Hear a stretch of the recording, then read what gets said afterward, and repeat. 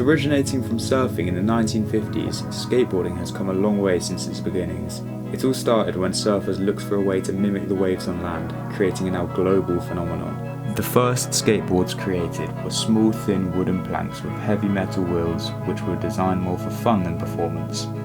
As the decades went by, skateboarding saw constant evolution. In the 60s, the wheels were replaced with polyurethane wheels to replace the metal, creating smoother rides, making it easier to cruise around.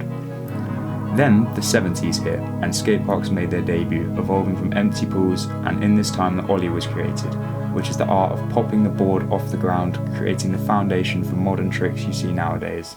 Then, the 80s came around and the kicktail at the end of the board became more popularised after its initial invention in 1971, creating endless possibilities. Then, the 90s were born and street skating began to thrive in popularity, creating opportunities to practice moves on obstacles that are not supposed to be skated, they just happen to work. Fast forward to today, skateboarding continues to evolve, mixing art, sport and culture, with street skaters hitting massive rails and vert skaters almost defying gravity. Skateboarding is a symbol of freedom and creativity and is now more popular than it's ever been. So in this documentary, we are exploring the main reason why it has managed to stay relevant and not slowly die out.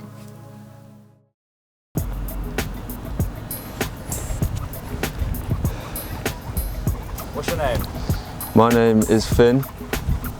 How can skateboarding benefit somebody's health in general? So like mental, physical? Skateboarding can very positively benefit someone's health mentally and physically. Physically, it's just good for working out, going out all day, getting fresh air instead of sitting on your phone all day. It's also, well, going out, getting fresh air is good for your mental health, clearing your mind, having a skate, listening to music, just either chilling with your mates or just being on your own is really good for clearing your head. Skateboarding has definitely improved my physical fitness, as it takes a lot of physical energy to do pushing, and it's a lot of jumping, so it works on your core a lot, and I think I've definitely got more physically fit since I started skateboarding. Has skateboarding taught you any important life skills? Yes, it has. It's something that takes a lot of time and patience, as you're not going to get, if you're trying a trick, you're not going to get it first try. And it takes a lot of practice. How can skateboarding be seen as a way of bringing people together? Going to the skate park, you're gonna meet people at the skate park, and the skateboarding community is a really accepting community. At every age, every level, everyone just becomes friends through skateboarding. It's a very shared experience. Lastly, why do you think skateboarding is still relevant and hasn't died out? Well, from all of these questions that you just asked me, everything's been positive, and I don't think there's any negatives to skateboarding. I think it's definitely still relevant. Fitness and just bringing people together, as I said in the last question, it's just really good for people. Skateboarding is more than just a sport nowadays. It's a culture and has come a very long way thanks to the people who helped shape its path. From people like Tony Hawk, who landed the first 900, to people like Rodney Mullen, the inventor of the kickflip. These pioneers pushed the boundaries of what was possible and are responsible for ridiculous maneuvers you see nowadays in skateboarding. Through their passion and perseverance, skateboarding evolved from a pastime activity to a global phenomenon. The fact that skateboarding is in the media, Olympics, and the streets is proof that these pioneers didn't just shape the sport, they defined its future.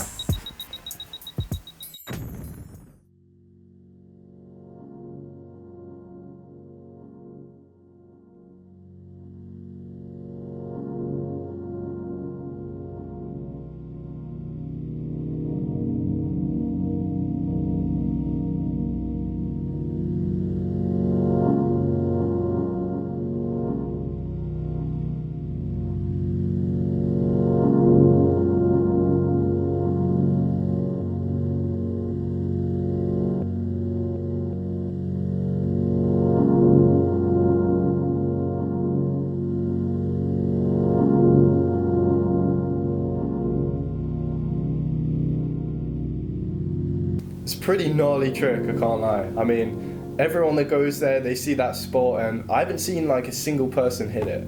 I've seen a couple people ollie it, I've ollied it myself, you know, I front 180'd it, but I thought it was time for the back 180, which is instead of turning front side, it's where I turn back side. So basically the back 180 is, you have to throw yourself off of this stair set. You don't know how big it is until you're there, standing right there before you're doing the trick, man. That shit is gnarly, bro. Like, it's fucking terrifying. I was scared that my front teeth were gonna be noshed out before hitting that trick, to be honest. There's even a try of me in there where I almost slammed my face on the ground, so, yeah.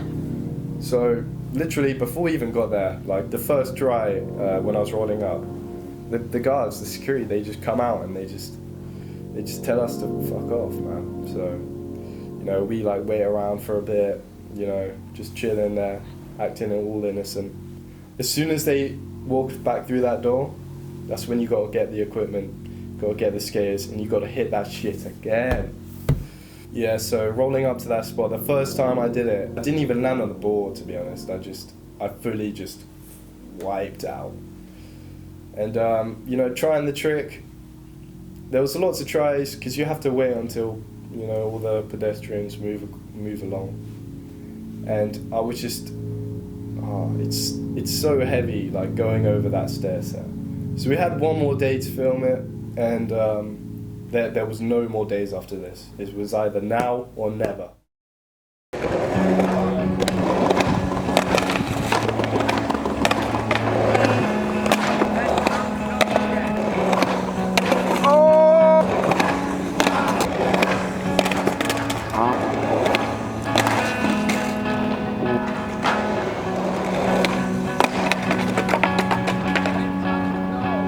That is it. And what I did, I rolled up to it, guards behind me, literally last try, otherwise we're gonna get kicked out. And I just pop, I glide, and I just fucking landed that shit, dude.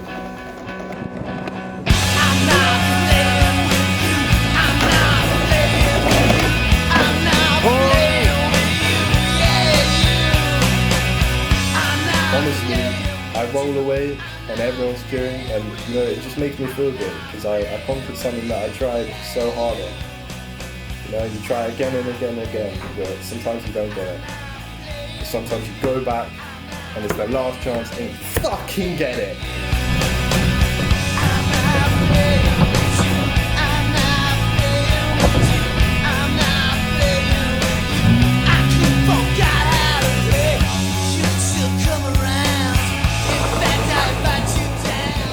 Someone who has dealt with battles like this in the past is professional skateboarder Dougie George, who I have been lucky enough to interview. I want to get some answers from him to hopefully get closer to the big question. I remember someone just picking up their board, just like popping it into their hand and being like, oh my god, like, if I can do that one day, that's going to be so sick. Yeah. Kind of that, just seeing people skate and thinking it was sick, but yeah, moving to the States and kind of being around it a bit more. Yeah, absolutely. And then the community aspect of skateboarding, meeting people and just like having friends through skating is probably the thing that drives me to it the most and like keeps me here, you know? What like keeps you passionate about it today? I feel like I'd be skating no matter what, but I'm lucky enough to have like opportunities with different brands and things to be able to like travel and like work on video projects and stuff, so Yeah. But I think without that I'd still be like super passionate about skateboarding, but I'm just lucky enough that I kind of like have the opportunity to like do more with it, so that's like what drives me the most, I think. Yeah. But when that goes, I'll still be trying to like slap a curb when I'm old, you know? Skateboarding in the Olympics, you said? Yeah, do you think that's helped the culture or helped it out? I think it's helped it out probably. Yeah. It's just brought like a lot of money into skateboarding, a lot of different like sort of attention, I think. I'm not like someone that hates on contests, but I wouldn't want to do them myself, but I think it's brought a lot of like more light to skateboarding, which is kind of good for all of us. And more places want to make skate parks and things now, which gets more people into it. So if someone's skating, like they have more access to like have skate parks. I feel like it just attracts more people to getting involved in skateboarding. So I think it's good. And finally, what do you think the future of skateboarding will look like? That is in the next 5 to 10 years, kind of thing. Good question.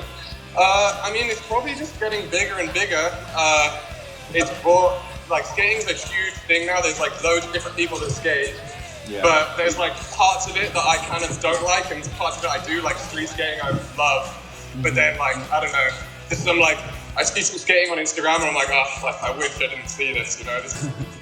I feel like, yeah, there's going to be more people doing everything, which for me excites me, because like there's going to be more people like pushing street skating, and I get to see like more crazy stuff happen. Yeah. But I'll probably also see like more parts of skating where I'm like, damn, like I don't know how hyped I am on this. Looking forward to the next 5 to 10 years, skateboarding is set up for an exciting future. With technology becoming a lot more popular, electric skateboards will become more advanced, opening up new ways to cruise around the streets, while skate parks evolve into hyper-connected playgrounds for skaters of all levels. However, it's not all about the equipment. Skateboarding's heart belongs in its culture, its individuality, creativity, and pushing the limits. As the new generations embrace the sport, its community and connection will only grow stronger. Skateboarding will continue to break down barriers, creating many more opportunities for diversity. Competition-wise, the skate scene will only get more global, especially with the inclusion in the Olympics. More talent will be noticed from every corner of the world. The future of skateboarding is limitless, because it's a sport that keeps on evolving and always finds new ways to inspire those who are passionate about it. So next time you see somebody roll past you, remember, it's not just a board, it's a piece of living history and a part of a movement that's helped shape the world for decades. Started from the beginning. Turn my headphones up. Get it, squad, gang, gang. And they say for the